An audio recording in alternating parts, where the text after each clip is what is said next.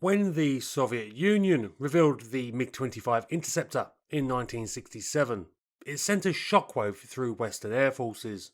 For the first time since the beginning of the Cold War, it appeared that the Soviet Union had built a fighter vastly superior to its Western contemporaries.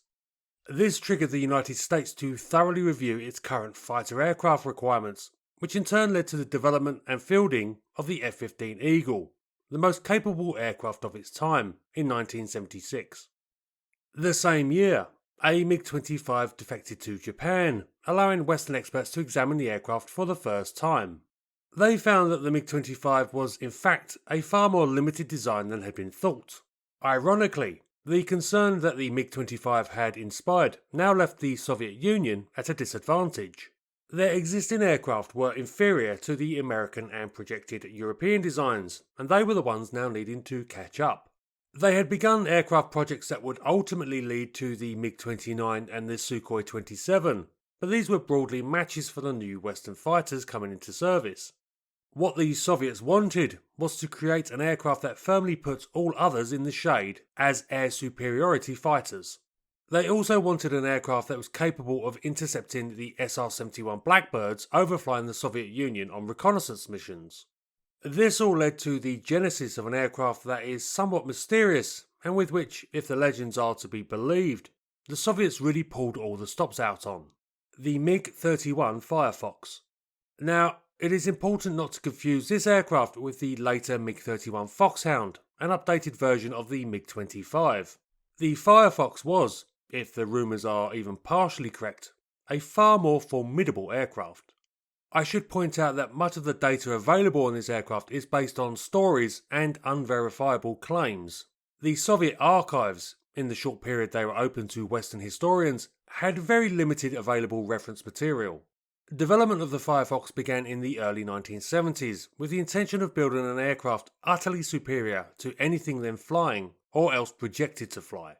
And, if the information available is to be believed, they would have been. The design was far from conventional. The Firefox had a cranked arrow delta design, with canards just after the cockpit for improved manoeuvrability. Additional features were the distinctive downwards bent wing and unmistakable chisel nose which housed the radar.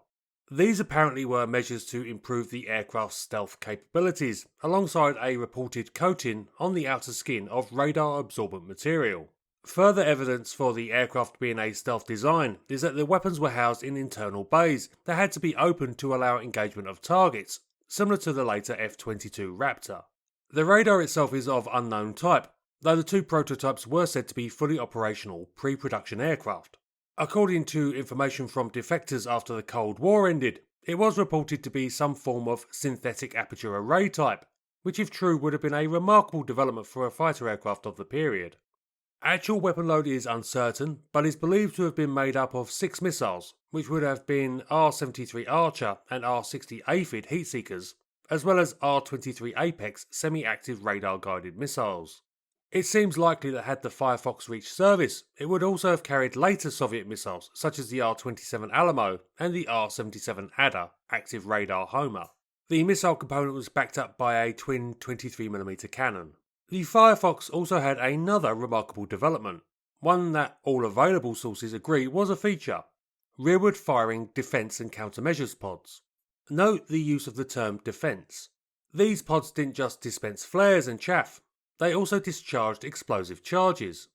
The concept seems to have been an evolution of the AG-2 aerial grenades that were used on earlier Soviet ground attack aircraft, and which I covered as best I could in my previous video on the IL-20.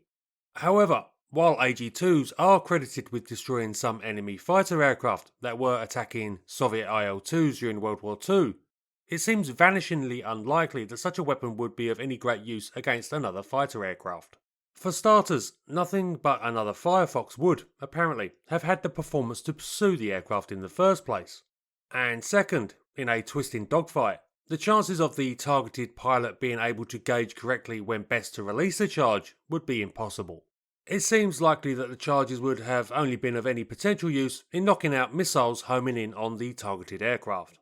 Additionally, while the actual effectiveness of the Firefox's stealth measures is subject to debate, the actual construction materials used is not. The MiG-31's airframe was composed mostly of titanium, with some less critical components made of a steel-nickel alloy. This was necessary as the aircraft could reportedly reach staggeringly high speeds. Though it is unconfirmed, the best sources available state that the Firefox had a cruise speed of between Mach 3.8 and 5.2, with a top overall achievable speed of Mach 6. The aircraft could also achieve a maximum altitude of between 85 and 95,000 feet, that's around 25,000 to 27,000 metres. To deal with the amounts of heat that this sort of flight profile would have generated required the aforementioned materials used, which acted effectively as a heatsink. Though how the Soviets developed an anti-radar coating that could withstand those sorts of temperatures is unknown. Obviously, to power such a monster to such speeds, it needed a truly exceptional power plant. This was composed of two Tamansky RJ-15BD-600 high bypass afterburning turbojets, which each produced an estimated 50,000 pounds of force in afterburner. Again, many of the engine components were made of titanium, including the compressor blades, the only substance available that could possibly stand the pressures involved in such exceptional operating levels. So, in summary, the Firefox was reportedly a stealth fighter capable of Mach 6. But even this isn't the most remarkable thing about the aircraft, as is apparently alleged. While the Firefox reportedly had a cutting-edge fly-by-wire control system, which almost certainly would have been true as such systems were being developed for other Soviet military aircraft, it is also reported to have had some sort of pilot-thought interface. This saw the pilot's helmet fitted with receptors that linked to the aircraft's central computer system via a data link. And this allowed the pilot to literally think about what weapon or system he wanted to engage, and the aircraft, allegedly, would respond to his very thoughts. I'll admit, of all the myths surrounding the Firefox, this is one of the ones I find hardest to believe. But I digress. Construction is believed to have started in the late 1970s, and by 1982 it is thought that 2 prototypes were completed for testing. And here things, in a story already full of practically mythical details, become even more fantastical. Accounts of what occurred vary, depending on the source, but both aircraft were apparently lost during the testing phase, and the MiG-31 Firefox was never to cease service. Instead, the MiG-31 designation was assigned to the aforementioned Foxhound interceptor. From the best that I have been able to ascertain, it seems that one prototype was lost in a hangar fire, while the other suffered some sort of malfunction during flight testing and was lost. No doubt if the Firefox was as half as advanced an aircraft as is speculated, these losses can be attributed to them testing technologies that were beyond the cutting edge at the time.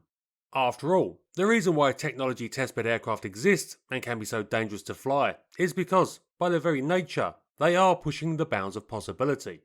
And the Firefox certainly did that. One can only assume that some fatal flaw in the aircraft came to light during testing, no doubt explaining the complete loss of both aircraft, and this loss, combined with the huge investment made in the program, made it an embarrassment. Hence the secrecy around the Firefox and the almost complete purging of records on the project. However, I'd be remiss if I didn't at least cover some of the more colourful conspiracy theories that are floating around concerning the Firefox. For decades now, stories have been told that the Firefoxes were actually destroyed in an act of sabotage conducted by a Western intelligence service. Normally this is attributed to the CIA, but Mossad sometimes gets accused. Personally, I think it unlikely. How any Western intelligence agency could manage to infiltrate what must have been one of the most secret and secure installations on the planet at the time, well, that's just the stuff of thriller fiction. There is an even more ridiculous conspiracy on the internet that refuses to die, that in fact one of the Firefoxes managed to defect to the United States.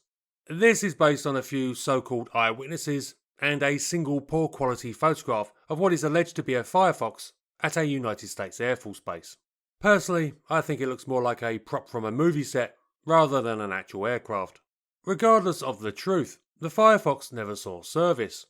But despite that, the legends and myths built up around the aircraft means that its memory is unlikely to die anytime soon. Truly, it is an unforgotten aircraft.